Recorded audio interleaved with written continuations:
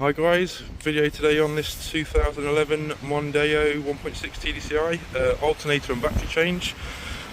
First thing you want to do is get the car jacked up, get it on jack stands, then you need to remove the engine cover underneath. There are multiple, about 8 10mm bolts to remove, then that engine cover comes out, get that out of the way. Then you want to get your jack under your engine. And the next step is to remove this engine mount. Once this engine mount's removed, we're going to jack the engine up a bit to get some access. We're going to be removing this control valve, throttle body. We're also going to be getting this pipe out of the way, and I believe we need to remove this pipe here also to get some access in. We'll get the engine up then, and then we can get the tensioner released. I'll do that now. Almost forgot to mention, you also need to remove your battery terminal, 10mm obviously, to remove that, get that out of the way and make sure that it doesn't come back into contact with the battery while you're working on it. So you've got your 2 top bolts, which are 2 18mm.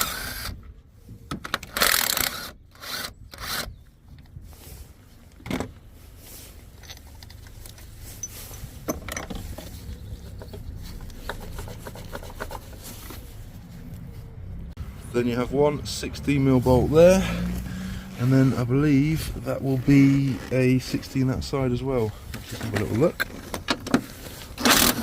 Yes, it is. Lovely. Get that out of the way. Get that one out of the way as well. Then you've got this, I believe that's going to be a 16 as well here, just to get off, as this is clamped on around there, easier than taking these Torx out. And once you've got that 16 loose, you should just be able to lift it up out of the way. Obviously it's a lot easier to do with 2 hands. Give me 2 secs. You're actually going to have to remove this relay as well, little 10mm bolt on the back there. So ignore that, it's actually a T30 Torx, just get that out without dropping it. There we go, gives us a bit more room. Then that lifts up and out of the way, gives us plenty more access. Then we can continue. We need to get that tensioner locked off and then get the engine jacked up. We'll jack the engine up now a bit, just so you can see. There it comes. Just to give ourselves some access. There we go. So next we need to release the tension on this tensioner in order to be able to remove it. So we need to lock it off with a little pin in there. I'm going to be using a small, what size is this? I can't see. About a 4mm, 5mm drill bit, something like that. So you get an extension bar with a 15mm socket on the end. Stick that over the tensioner, pull back, and then put your pin in there to lock it off, which I'm going to have to do with 2 hands. There you go, that's locked off now. Now we're going to be removing these 8 10s? Let me just have a quick look. 10s. So removing all these 10s, 1, 2, 3, to get the tension out of the way, to get to the bolts, to the back bolts of the alternator. And there you go, tension's out of the way, locked off, which now gives us access to these 2 bolts on the back. I do believe they are also 16s. Yes, they are indeed. But first of all, we're going to be taking this pipe out of the way, I believe, in order to get access to that bolt on the rear of the alternator. I think that's an 18 on the back, but could well be a 16. We'll find out shortly. But that one looks a bit tricky. We're going to have to get these pipes out of the way at least.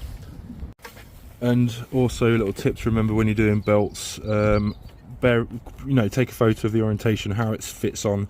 This one luckily is extremely easy, probably the easiest I've ever seen. It just goes all wrapped around all 3 pulleys and then it gets pushed down there. So it's dead simple, but you could normally, if it's a bit more complicated, a few more pulleys, you can draw a diagram and just make sure you know exactly how it comes on and goes on. So we've got that pipe out of the way, little 7mm Jubilee clip. We're now gonna, well, unclip this, got these out of the way, and then we've got the 12-volt feed positive cable here with a little 13mm nut just down there that needs to come off. Once that's off, it will give us a bit more room, a bit more access to that little 18mm. Can you see the little 18mm behind there? I'm hoping I can get in there with a ring ratchet spanner, and then do that, and then do the rest by hand. I'm trying to be really cheeky here because it looks like otherwise the dipstick, the heat shields and everything else need to come off, which means all the inlet pipes, everything needs to come off, which is going to be a pain in the arse. So let's just try and do it a sneaky, cheeky way. So this is very difficult. I have managed to get that bolt loose. It's actually 16 on the back there, but it's quite long, and I'm only able to do it sort of a quarter turn at a time with my fingers. It's nearly out now. I'm scared to remove it all the way and it dropped down and me not be able to get it back in. Getting it back in already, I think it's going to be really difficult. I was going to just take all this off, these heat shields, everything, to get a bit more access to it. In fact, yeah, I think I'm gonna have to do that because it's gonna be an absolute. I'll see how we go. I don't know how I'm going to play this out, but you can, if you want to make it really easy on yourself, remove this heat shield, remove this inlet pipe, remove this, and then the heat shield at the back, and that will give you a tiny bit more room. In fact, you know what? Let's do it. Right, that was really tricky, but got these heat shields out of the way. You know, 1, 2, 3, 4 10mm bolts. Once you get these two 10mm out of the way, you can get this pipe off and just lever it up. There's a little 13mm bolt on here that you just want to get loose to give yourself some extra play. Once you pull this up out of the way, you can get to those bolts, get that heat shield up out of there, and that gives you honestly about an extra 2mm. But it was enough for me just to unloosen it a bit more by hand, and then use a pair of needle nose pliers to pull it out without dropping it.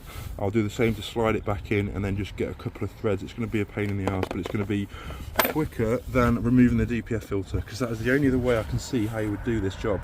Because you need to remove the dipstick. To remove the dipstick, you need to remove the DPF filter.